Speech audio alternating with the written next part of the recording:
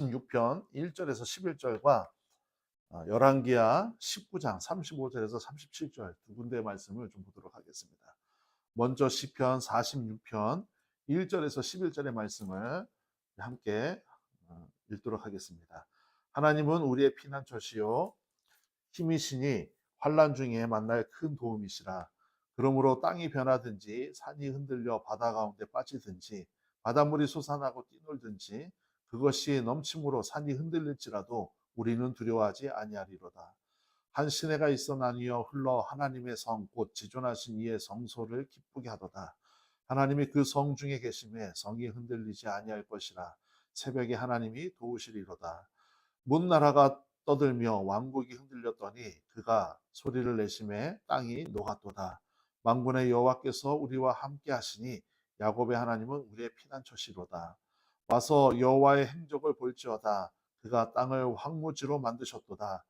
그가 땅 끝까지 전쟁을 쉬게 하시며 활을 꺾고 창을 끊으며 수레를 불사르시는도다. 이르시기를 너희는 가만히 있어 내가 하나님됨을 알지어다. 내가 문나라 중에서 높임을 받으리라.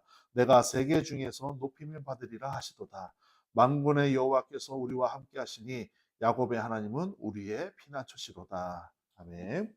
열왕기하 19장 35절에서 37절입니다. 구약성경 597페이지에 있습니다. 열왕기하 19장 35절에서 37절입니다. 같이 읽겠습니다. 이 밤에 여호와의 사자가 나와서 아수르 진영에서 군사 18만 5천 명을 친지라. 아침에 일찍이 일어나 보니 다 송장이 되었더라. 아수르 왕 사네립이 떠나 돌아가서 니느웨에 거주하더니 그가 그의 신 니스록의 신전에서 경배할 때에 아드람멜렉과 사레셀이 그를 칼로 쳐 죽이고 아라랏 땅으로 그들이 도망하며 그 아들 에살핫돈이 대신하여 왕이 되니라. 아멘. 한 주간도 하나님의 은혜 속에서 사신 줄로 믿습니다. 지난주에는 저희가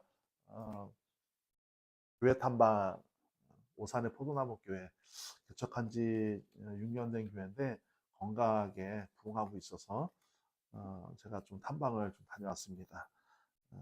종종 뭐 자주는 아니지만 종종 저희가 또 이렇게 좀 탐방할 교회들이 있으면은 미리 공지하고 탐방을 하도록 하겠습니다. 여러분 좋은 집에 보면은 디퓨저 같은 방향제 같은 것들 아마 쓰실 거예요. 근데 정말 좋은 방향제는 다른 냄새를 못 맡게 하는 것이 목적이 아니고 나쁜 냄새를 탈취하는 기능까지 있다고 합니다. 그렇게 생각해 보니까 사람들에게도 각자의 고유의 향기가 있는 것 같아요. 근데 그 향기는 그 사람이 어떤 삶을 살았느냐에 따라서 결정이 됩니다. 그리고 또 하나, 어떻게 삶을 살아갈 것인가라고 하는 마음다짐 속에서도 그 향기가 결정이 되기도 합니다. 여러분들의 향기, 여러분들의 향은 어떤 인생을 살아오셨고 또 어떤 인생을 살아갈지에 대한 거룩한 향이 있기를 간절히 소망합니다. 이 향기 중에, 이 향수 중에서 가장 그 진하고 향기로운 물론 이제 주관적이긴 하지만 그래도 가장 값비싸게 쳐주는 이 향기의 이 향수의 원액이 발칸 산맥에서 피어나는 장미에서 추출된다고 해요. 근데 그게 추출되는 시간이 정확하게 한 2-3시간 정도 되는데 자정에서 새벽 2-3시까지라고 합니다. 그러니까 그 시간 외에 추출된 거 말고 그 시간 안에 추출된 것이 그렇게 극상품으로 취급이 된다는 거예요.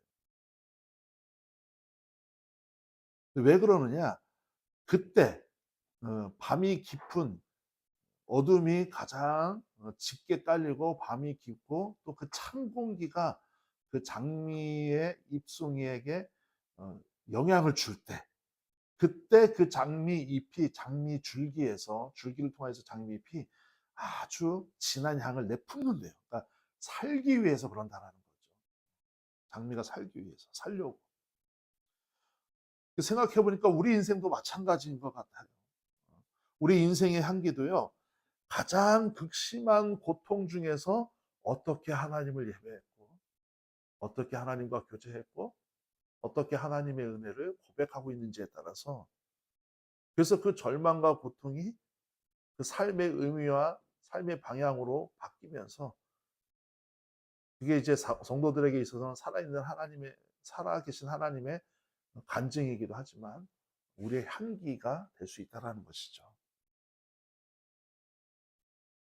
그런 면에서 여러분들은 예수님께서 져주신 십자가, 그 십자가 위에서 피 흘리신 그 은혜의 향기를 가지고 이 죄로 오염된 세상을 탈취하면서 좋은 향을 내뿜고 계신지, 아니면 나만 간직하고 계신지. 바라기는 우리 향기로 썩어져가는 이 세상의 냄새를 예수님의 은혜와 예수님의 사랑으로 탈취하셔서 모든 세상 사람들이 아름다운 향기 속에서 살아가는데 여러분들 한 분 한 분이 쓰임받기를 원합니다. 오늘 본문은 두 곳이에요. 시편 46편과 열왕기하 19장을 우리가 살펴봤는데, 왜 두 군데를 살펴봤느냐? 시편 46편의 찬양이, 이게 고라 자손들이 부른 찬양인데, 이 찬양이 열왕기하 19장에서 배경이 돼서 부른 겁니다.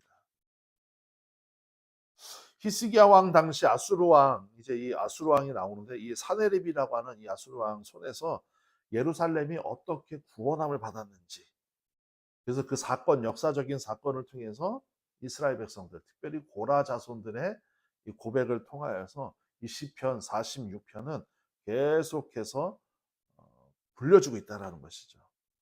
그렇다면 이 시편 46편의 말씀을 통해서 어떻게 하나님이 이스라엘 백성들을 도우셨고 또 역사하셨는지, 그리고 오늘 이 세상을 살아가는 우리들에게도 어떻게 조명하고 계시고 말씀하고 계신지 좀 살펴보도록 하겠습니다. 하나님은 오늘 본문을 통해서 시편 46편의 말씀을 통해서 우리가 알 수 있는 것이 있는데, 첫 번째로 하나님은 우리 인생 가운데 찾아오셔서 언제 오시느냐? 새벽에도 오신다라고 말씀하고 있어요. 오늘 본문 말씀에 시편 46편의 말씀인데요. 우리 한번 5절의 말씀인데 같이 읽도록 하겠습니다. 5절 말씀, 시편 46편 5절. 시작. 하나님이 그 성 중에 계심에 성이 흔들리지 아니할 것이라. 새벽에 하나님이 도우시리로다. 아멘. 이제 이 말씀을 가지고 또 이렇게 착각할 수 있는데, 새벽 기도하는 사람들만 하나님이 도우시겠구나, 이런 말씀이 그런 차원이 아닙니다. 이 새벽에 도우신다라고 하는 것은 무엇이냐? 이 새벽 시간이 주는 특성이 있거든요. 그 시간은 잠잠하고 고요하고 조용합니다. 다시 말씀드리면 그 새벽 시간에는 모두 다 잠들고 있는 시간이라는 거예요. 아까 그 장미, 원액이 추출되는 그 시간, 그 새벽 시간, 아무도 일하지 않고 잠들고 있는 시간이라는 거예요. 다시 말씀드리면은 여러분들이 새벽에 부지런 떨어서 일어났다라고 하는 것이 중요하다라는 것이 아니라, 새벽은 아무도 일하지 않는 시간인데 그때 하나님이 도우신다라는 거예요. 그리고 그때 하나님이 일하고 계신다라는 거예요.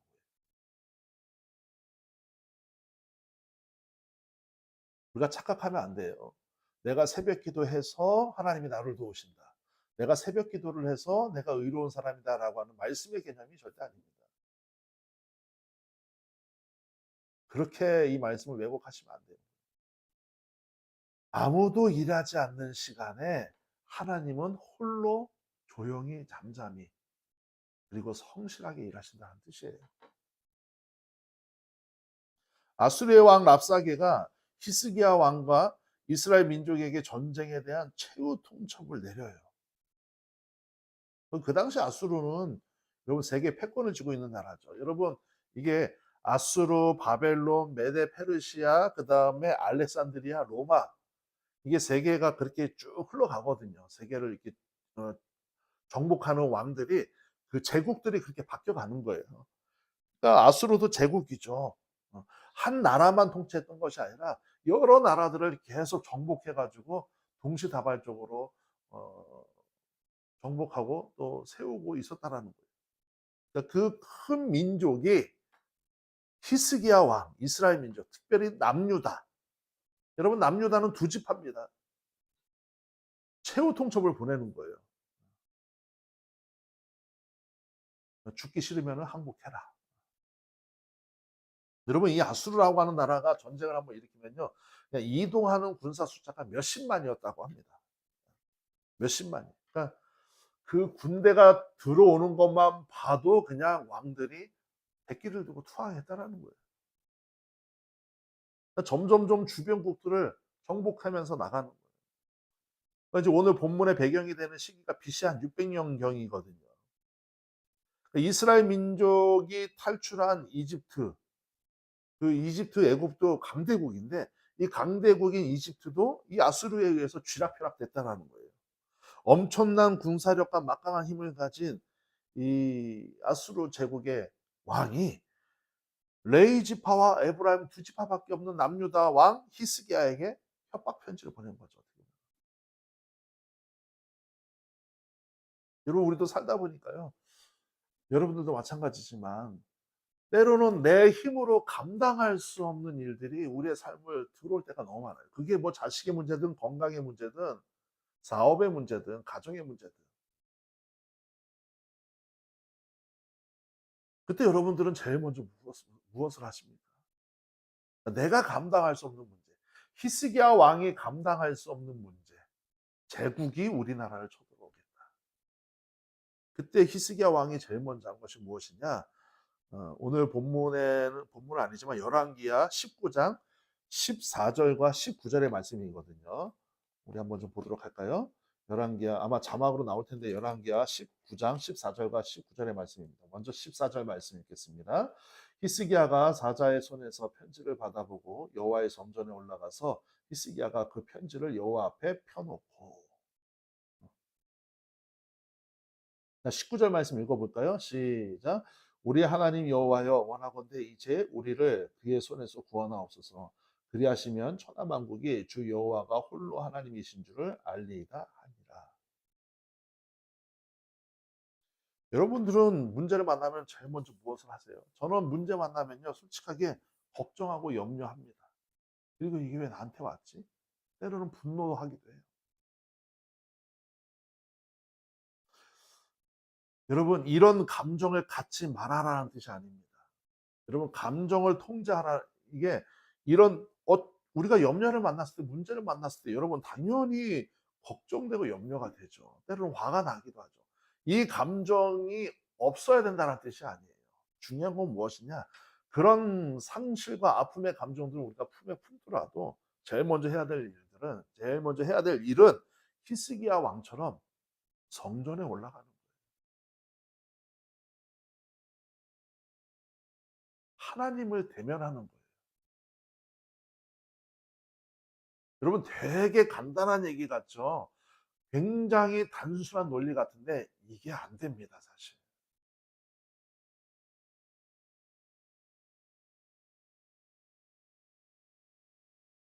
히스기야 왕은 하나님 성전에 올라가서 편지를 펴놓고 하나님께 엎드려서 기도했어요. 이 문제는 나를 떠난 문제입니다, 하나님. 내가 감당할 수 없습니다. 여러분 왕이라면은 이런 협박 편지를 받으면요. 제일 먼저 해야 될 일이 뭘까요? 우리가 상식적으로 신하들 다 불러놓고 대신들 다 불러놓고 회의를 열겠죠. 국무회의를 열겠죠. 히스기야 왕은 그게 아니에요.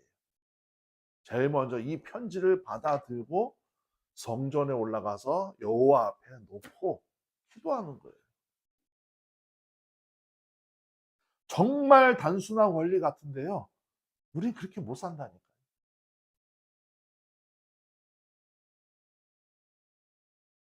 여러분 이스라엘 백성들이 광야길에서 에돔 땅을 우회하는 일로 말미암아 하나님 앞에 엄청난 그 해서는 안 될 말들을 하죠. 조롱 섞인 비난 이런 것들을 하잖아요. 그때 하나님이 불뱀들을 보내시잖아요. 불뱀 사건. 그래서 사람들이 많이 죽게 되죠.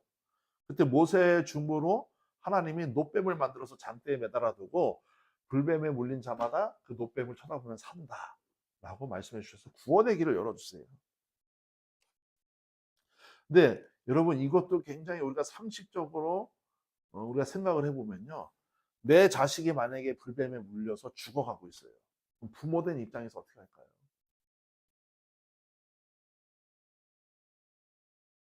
노뱀을 쳐다보는 것보다 그 물린 자국의 입으로 독을 빼려고 하든지 아니면 의사를 찾아가든지 침투하다는 약초를 찾아가서 바르든지. 여러분 이게 우리의 본능입니다. 이게 우리의 성정이에요. 근데 하나님은 어떻게 하시느냐?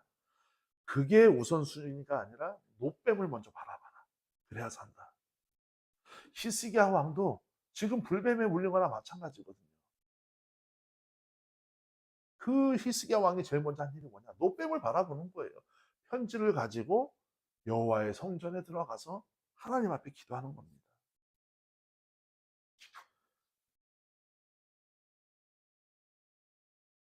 그런데 우리가 이 14절과 19절의 말씀을 자세히 읽다 보니까 히스기야의 기도가요. 살 길을 찾는 기도가 아니에요. 19절의 말씀을 여러분 다시 한번 보세요. 19절의 말씀 같이 읽도록 하겠습니다. 19절. 우리 하나님 여호와여 원하건대 이제 우리를 그의 손에서 구원하옵소서. 그리하시면 천하 만국이 주 여호와가 홀로 하나님이신 줄을 알리이다 하니라. 하나님 우리를 구원하시면 우리가 살아나면 하나님이 천하 만국의 주인이심을 세상 사람들이 다 알 것입니다. 단순히 살려주세요. 이런 기도가 아니라 이 나라가 이 천하 만국이 하나님의 나라인 것을 저들이 알게 될 것입니다라고 하는 하나님의 영광을 위한 히스기야의 기도였다라는 거예요.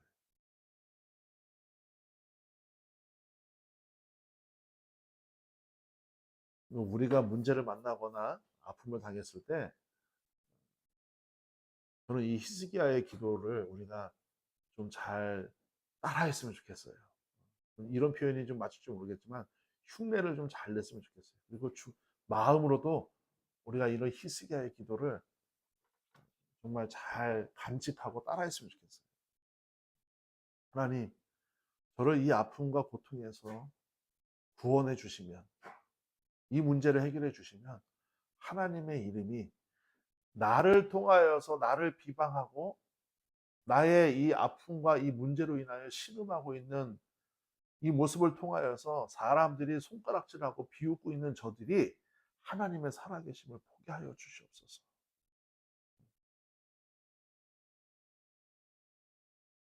그때 하나님이 어떻게 하시느냐? 이제 오늘 본문인데 35절의 말씀입니다.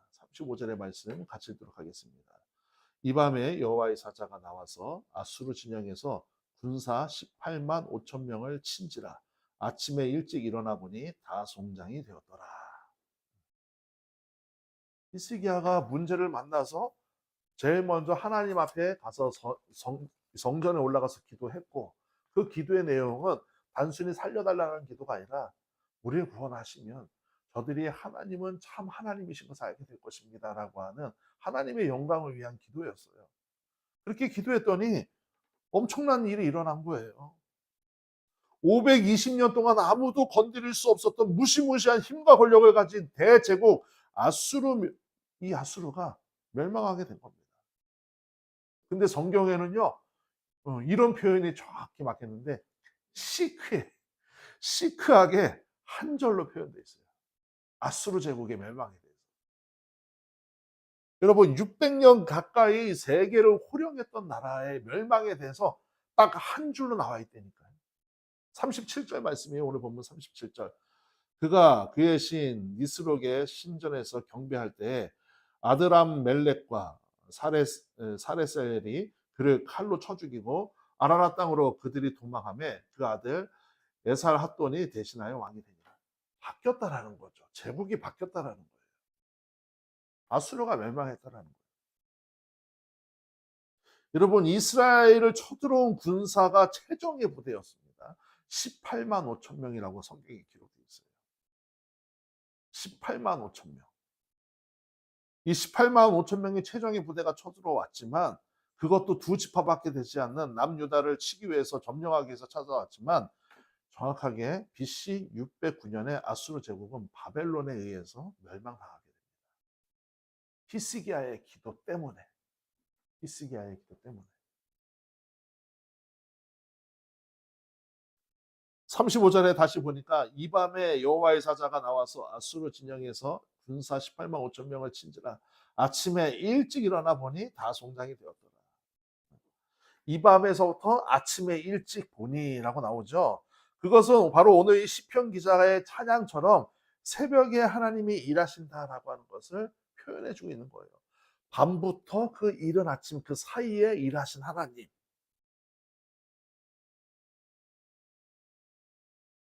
하나님은 성실하신 분이시고 새벽에 일하신다라고 하는 것은 또 쉬지 아니하시는 분이다. 여러분, 하나님이 노동을 하신다니까요. 하나님이 일하신다니까요. 그러니까 예수님도 그런 말씀하시잖아요. 아버지가 일하시니 나도 일한다. 아버지가 일하시니 나도 일한다. 아수르 군대를 무찌르시고 바닷길을 내시는 하나님의 이 새벽은 인간들을 향하신 하나님의 성실하신 일하심, 쉬지 아니하시는 하나님의 은혜라는 뜻이에요. 여러분, 노동이라고 하는 히브리어 단어가 아바드입니다. 아바드. 근데 이것이 노동의 뜻도 갖고 있지만 또 하나님께 대하여 아바드라고 쓰여질 때는 예배라고 하는 표현이 있어요. 예배. 근데 하나님도 아바드 하고 계신다는 거예요. 일하고 계신다는 거예요. 누구를 향하여? 우리를 향하여. 우리가 하나님을 향하여 아바드 예배하고 있는 이 순간, 그리고 그 전이라도 그 후라도 하나님도 우리를 향하여 아바드 일하고 계신다는 거예요.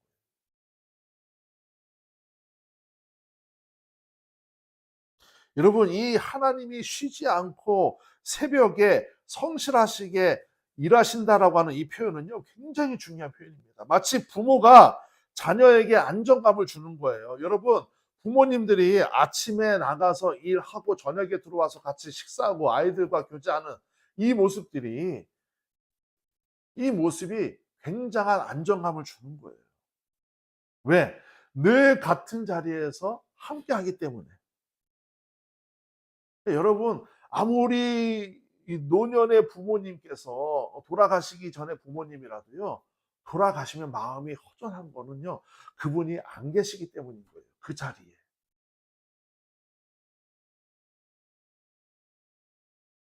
그러니까 여러분들이 자녀들에게 정말 귀한 선물을 줄 수 있는 방법 중에 하나가 뭐냐? 늘 그 자리에 늘 하던 대로 변덕스럽게 오늘은 여기 뭐 이런 게 아니라요, 여러분. 늘 하던 대로 하면은 그게 아이들 정서에 굉장히 큰 영향을 준다니까요. 여러분, 변덕이 막 심하고 막 자기 감정이 컨트롤 안 돼서 이렇게 하는 부모들 밑에서 자란 아이들은요, 늘 불안해해요. 불안해요. 그러나 아이들을 조금 통제하더라도, 조금 엄격하더라도 늘 하던 대로 그 자리에서 부모님의 역할을 감당하는 그 부모 밑에서 자란 아이들은요, 안정감이 있어요. 이건 어쩔 수 없는 이치입니다. 하나님이 그런 거예요. 새벽에 일하신다. 쉬지 않고 일하신다. 성실하시다라고 하는 뜻이 바로 그런 뜻입니다. 우리는 일주일에 고작 한 번, 몇 번 예배하고 하나님을 향해서 책임 다했다라고 하면서 자기 만족의 신앙에 빠지죠. 그런데 하나님은 그렇지 않아요. 절대로 그렇지 않아요. 쉬지 않고 우리를 향해서 일하고 계세요. 새벽에 일하신다라가 바로 그런 뜻입니다. 또 하나님 어떻게 하시느냐? 소리를 내면서 도우세요. 소리를 내면서. 오늘 본문 시편 말씀 6절의 말씀입니다. 우리 6절 말씀 같이 읽도록 하겠습니다. 시작. 찬송하라, 하나님을 찬송하라, 찬송하라, 우리 왕을 찬송하라. 여러분, 이 소리라고 하는 것은요, 어, 사라지지 않습니다. 이 말은 사라지지 않아요. 그러니까 우리가 찬송하고 소리를 내야 되는 이유가 바로 그거예요. 사라지지 않기 때문이에요. 입에서 나오는 말은 에너지예요. 입에서 나오는 말은 에너지입니다. 그래서 이 입에서 나온 말은 사라지지 않고 작은 에너지 덩어리가 되어서 우리 주변, 나의 주변을 감싸요. 그리고 내 주위에 눈에 보이지 않지만 나의 말들로 가득 차 있어요. 그러니까 여러분들 한 분 한 분을 이렇게 바라보면요, 여러분들의 언어들이 여러분들 주위에 맴돌고 있다니까요. 그리고 사람들을 나를 만나면 그동안 내가 해놓은 말과 나의 언어들의 에너지를 느끼게 돼요. 그래서 여러분, 말을 기분 나쁘게 하는 사람 만나면 만나고 싶습니까? 안 만나고 싶습니까? 안 만나고 싶죠. 말을 막 부정적으로 하는 사람들 만나면 안 만나고 싶죠. 무슨 말을 하더라도 좀 이쁘게 하고 긍정적으로 하는 사람들 만나면요, 그냥 만나기 전부터 기대가 돼요. 김창욱 교수도 그런 얘기 하잖아요. 부부 관계에 있어서 가장 중요한 것은 무엇이냐? 얼굴이 이쁘고 뭐 그런 것이 중요한 것이 아니라 말을 이쁘게 하는 거야. 말을 이쁘게 하는 거.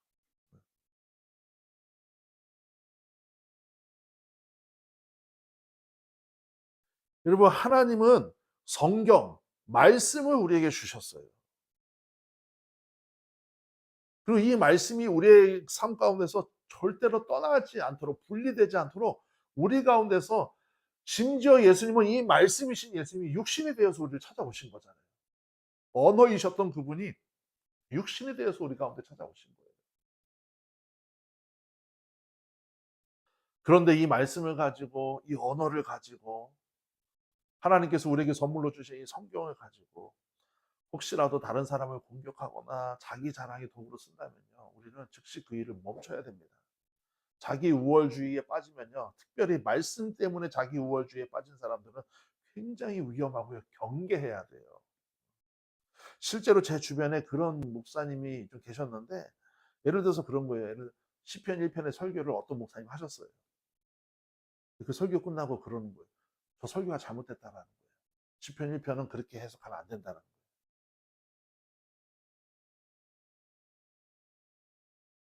한참 모자란 소리죠. 한참 모자란 소리예요.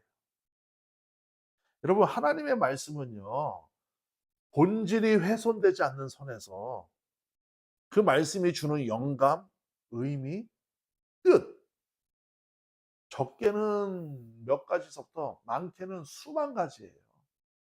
내가 알고 있는 영감, 내가 알고 있는 뜻, 내가 알고 있는 의미가 다가 아니라 그 말씀 한 구절이 주는, 이 세상에 70억 명의 사람이 있다면요, 70억 명의 사람들에게 이 말씀이 주는 의미와 뜻은요, 은혜는요, 각자 다르게 임할 수 있다는 거예요. 본질이 훼손되지 않는 선에서. 나만 맞는 게 아니라는 거예요. 나만 맞는다는 거예요. 그러니까 하나님의 말씀은 단면이 아니라 입체적이라는 뜻이에요.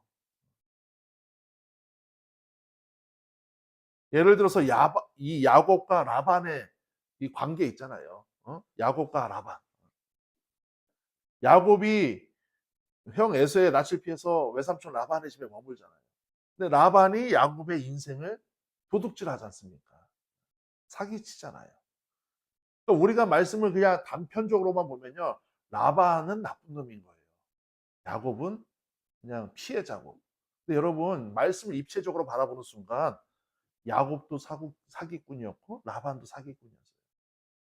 그리고 말씀을 단면적으로 보는 순간 나는 야곱이고 저 사람 상대방은 라반이 되는데, 말씀을 입체적으로 보는 순간 저 사람이 야곱이었고 내가 라반이었던 거예요.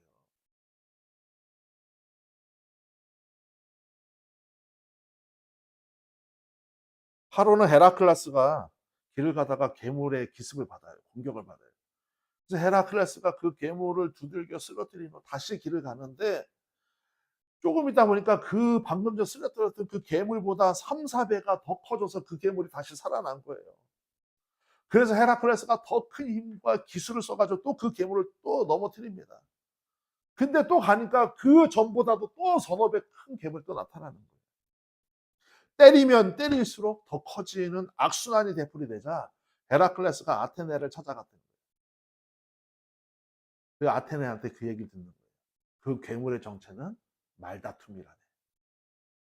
말다툼은 때릴 게 아니라 놔두면 저절로 사라져. 여러분, 여러분은 하나님의 언어를 사용하고 계십니까? 아니면 자기 생각에 갇힌 언어를 사용하고 계십니까? 하나님의 언어, 소리, 말씀, 생명의 언어. 시편 119편 96절의 말씀을 보니까 이런 말씀이 있어요. 우리 자막으로 나올 텐데 같이 읽도록 하겠습니다. 내가 보니 모든 완전한 것이 다 끝이 있어도 주의 계명들은 심히 넓으니이다. 여러분, 이 세상에서 아무리 완전하고 완벽한 것이 있다라고 할지라도요, 그것은 다 끝이 있대요, 하나님 말씀에. 그러나 하나님의 계명, 주의 말씀은 끝이 없는 거예요. 그러니까 우리는 끝이 없는 하나님의 말씀을 붙들고 그 말씀대로, 그 소리대로, 그 언어대로 살아가야 되는 거죠. 세상 이치대로, 세상의 논리대로 살아가다가는 우리는 계속해서 더 큰 문제 속에서 더 큰 문제를 만나는 헤라클라스와 같은 존재가 될 수밖에 없다는 거예요. 그리고 더 중요한 사실은 무엇이냐? 그 끝이 없으신 말씀의 목적이 뭔지 아십니까? 우리라는 거예요, 우리. 우리를 위해서 주셨다는 거예요. 하나님의 사랑은 짝사랑하듯이 그 말씀은 계속해서 우리를 향하여서 다가오는데 우리는 그 언어와 그 말씀을 계속 밀어내는 거예요. 외면하고 있어요. 끝이 없이 우리를 향해서 말씀하시고 도우시는 하나님을 받아들이시고 예배하시고 이 말씀의 언어 속에서 묻혀 사시기를 간절히 소망합니다. 마지막 세 번째로 하나님은 자기 자신을 잘 알기를 원하세요. 오늘 본문 10절의 말씀인데 우리 같이 읽도록 하겠습니다. 10절 시작. 이르시기를 너희는 가만히 있어 내가 하나님 됨을 알지어다. 내가 문나라 중에서 높임을 받으리라. 내가 세계 중에서 높임을 받으리라 하시도다. 자, 하나님 됨을 알지어다. 야다. 알라라는 거예요. 여러분 무엇인가 우리가 알려고 하면요. 지식이나 경험이 필요하죠.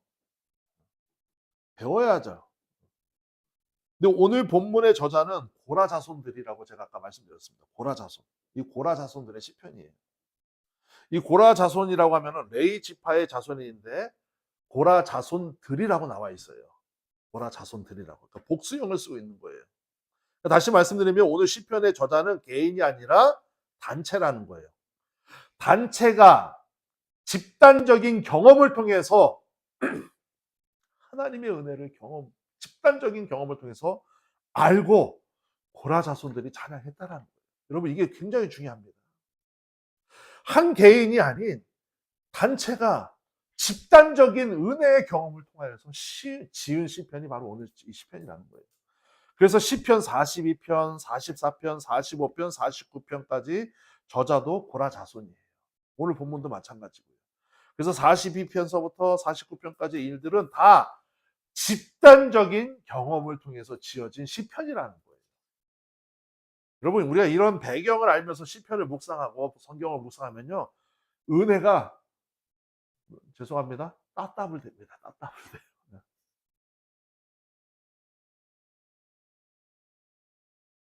이것은 이스라엘 역사 속에서 그들의 구전으로 집단적인 경험이 구전으로 전해 내려와서 고라 자손들이 성전에서 부른 찬양이라는 거예요. 오늘 시편 44편 이 고라 자손들의 시편 중에 44편 1절인데 오늘 본문 말고 44편 1절의 말씀인데 이것도 자막으로 나올 겁니다. 우리 같이 읽도록 하겠습니다. 시작. 하나님이여 주께서 우리 조상들의 날 곧 옛날에 행하신 일을 그들이 우리에게 일러주매 우리가 우리 귀로 들었나이다. 그대로 나오잖아요. 하나님 우리 조상들이 우리 귀로 하나님의 언어, 말씀이신 그 하나님의 언어로 우리에게 일러주었습니다. 하나님이 어떻게 우리를 구원하셨고 역사하셨는지. 소리를 내며 일하신 하나님을 우리가 귀로 들었습니다. 여러분들은 하나님께서 일하고 계시고 은혜를 주신 것을 여러분들의 자녀들에게 그들의 귀에 들리도록 전해주고 계시나요? 여러분 너무 중요한 거예요. 말씀을 읽을 때요. 말씀을 읽을 때 눈으로만 읽는 거하고 소리를 내서 읽는 거하고는 다릅니다. 효과가. 그래서 시편에 보면요. 내가 주의 말씀을 읊조리나이다라고 하는 표현들이 나와요. 읊조려야 돼요. 소리를 내서 읽어야 돼요. 작은 소리라도.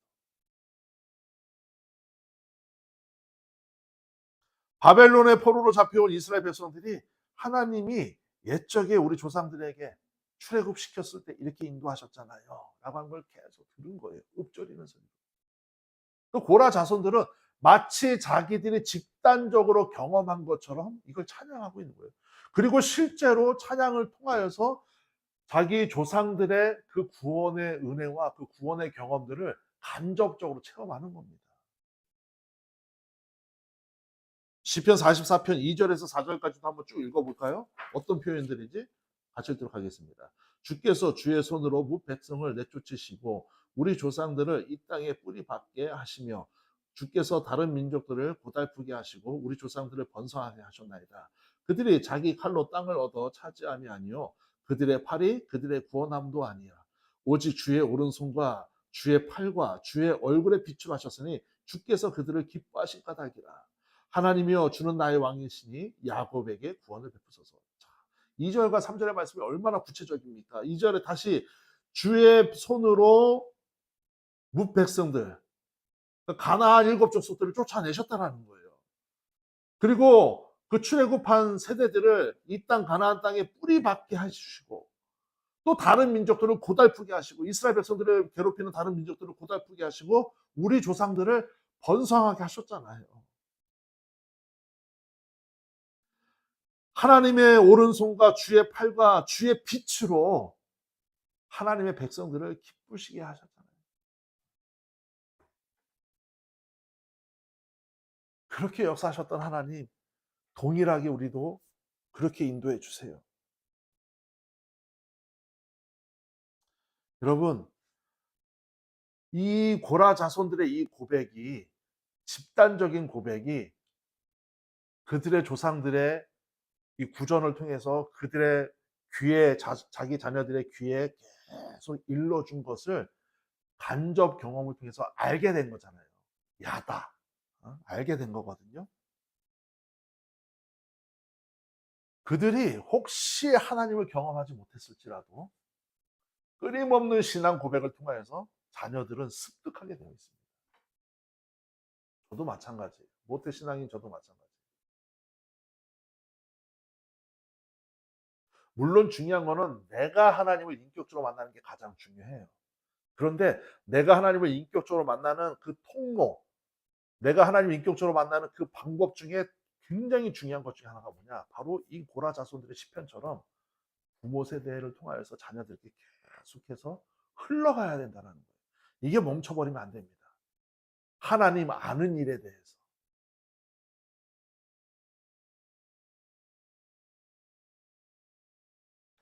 그래서 오늘 본문 10절로 다시 넘어왔을 때 너희는 가만히 있어라고 하는 표현이 있잖아요. 10절에 이르시기를 너희는 가만히 있어 내가 하나님 됨을 알지어다. 너희는 가만히 있어라고 하는 표현은요. 아무것도 하지 말라는 뜻이 아니에요. 주가 하나님 됨을 알지어다. 이거 여러분 굉장히 역동적이고요. 치열한 표현입니다. 가만히 있어. 하나님을 아는 거. 여러분, 내가 가만히 있는데 하나님 안다라고 하는 것만큼 역동적이고 치열한 표현은 없어요. 오히려 내가 막 부산 떨고 내가 막 열심히 하면서 하나님 알려고 하는 것만큼 미련한 집도 없는 거예요.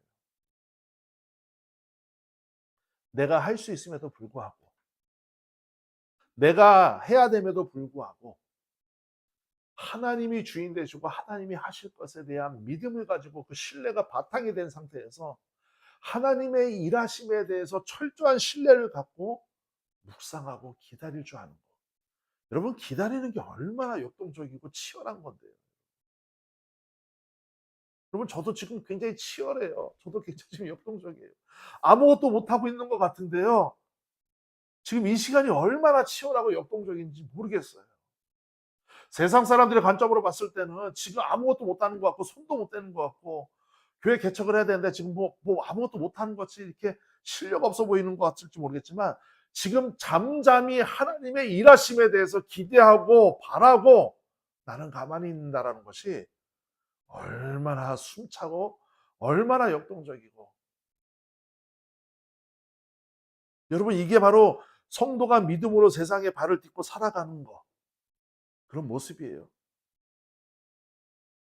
우리의 삶에서 성실하신 하나님, 새벽에 도우신 하나님, 또 말씀으로 보호하시는 하나님, 그리고 하나님에 대해서 철저하게 알길 원하시는 하나님, 그 하나님을 따라가는 우리가 우리의 욕심을 버리고 우리의 생각을 버리고 내 편협한 시각들을 버리고 하나님의 방법대로 하나님의 뜻대로 이 세상을 살아가고 교회를 세워가야 되는, 가만히 있어 하나님의 일하심에 대해서 알려고 하는 이 치열한 몸부림이 바로 야다.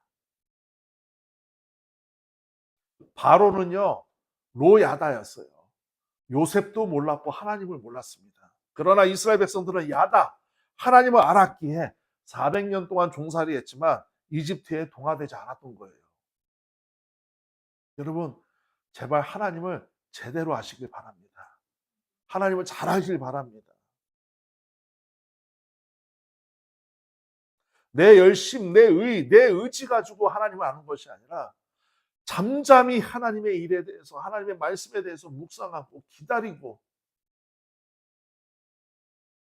이것이 진정으로 하나님을 사랑하는 방법이에요. 많은 성도들이 하나님을 사랑한다고 하는데 사실 하나님을 진정으로 사랑하는 성도들은 드물어요. 죄송하지만. 목사인, 목회자들 세계에서도 그렇고 목사인 저도 부끄럽습니다. 하나님 사랑한다고 하는데 드물다니까요. 하나님 진정 사랑하는 것은 하나님이 하시도록 우리는 잠잠히 기다릴 수 있어야 되는데, 하나님을 정말 제대로 알아야 되는데 어느 순간 내 목에 힘이 들어가고 어깨에 힘이 들어가고 내 말 한마디 한마디에 영향력이 들어가다 보니까 하나님 사랑이 사라진다니까요. 하나님 사랑할 때는요 내 거 문제가 아니에요. 내 힘, 내 의지 아무것도 아니에요. 그냥 살려주신 게 감사하고요, 말씀 전하는 것 자체가 감사한 거예요.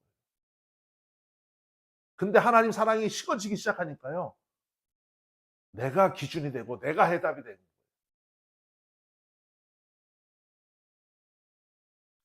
해보게 보니까 어떤 목사님이 그런 말씀 쓰셨더라고요. 굉장히 유명한 목사님이 이런 얘기 했으니까 이게 맞지 않겠냐라고 하는 글을 쓰니까 어떤 목사님이, 그 은퇴를 앞둔 목사님이, 저는 그게 진리라고 생각해요.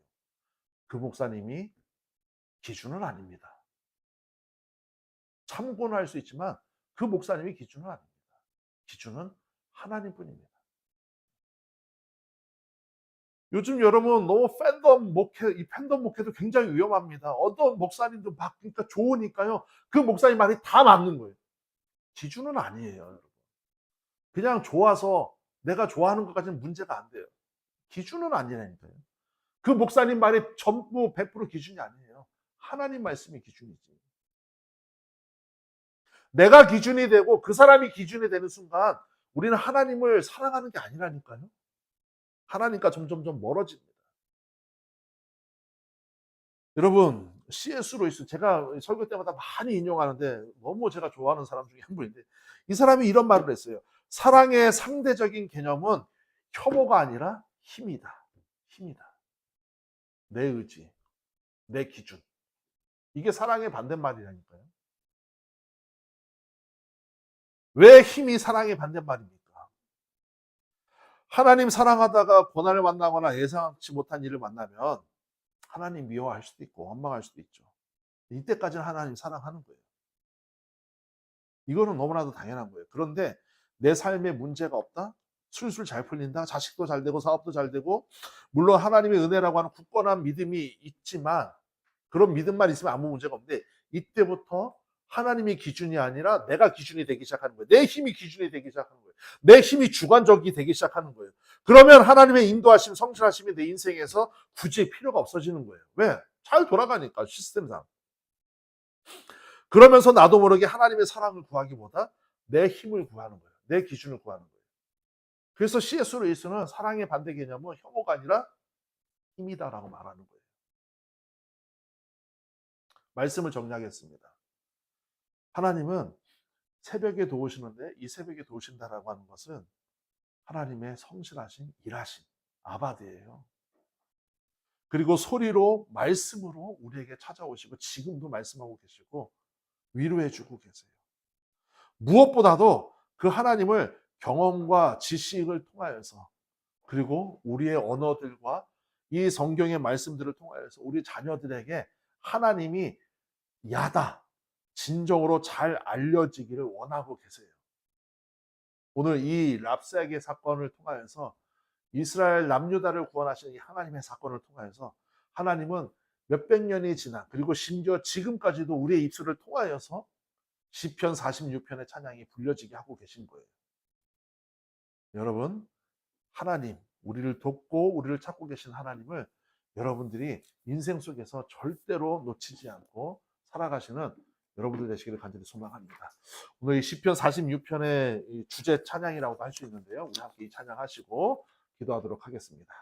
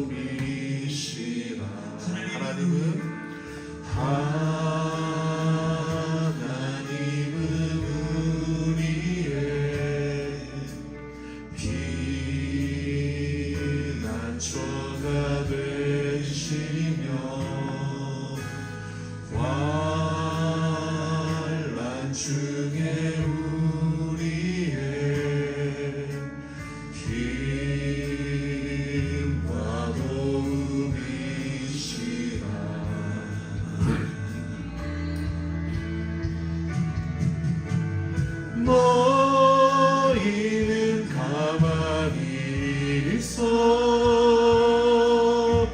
주가 하나님 해맑지어다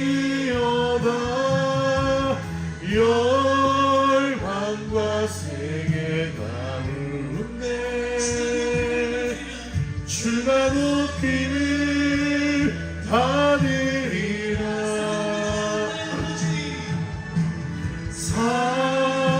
사랑합니다 내 아버지 찬양합니다 내 혼만 다하여 선포합니다 예수 그리스도 주님 오심을 기다리며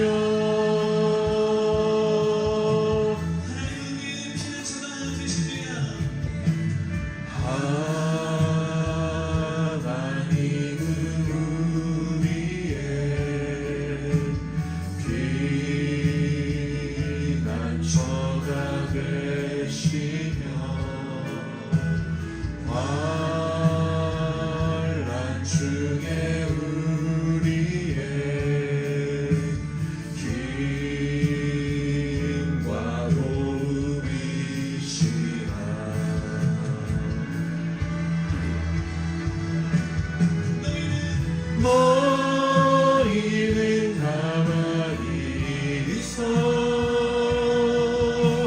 주가 하나님 해맑지어다 열방과 세계 가운데 주가 높임을 받으리라 너희는 가만히 있어 주가 하나님 해맑지어다 열방과 세계 가운데 주가 높임을 받으리라 사랑합니다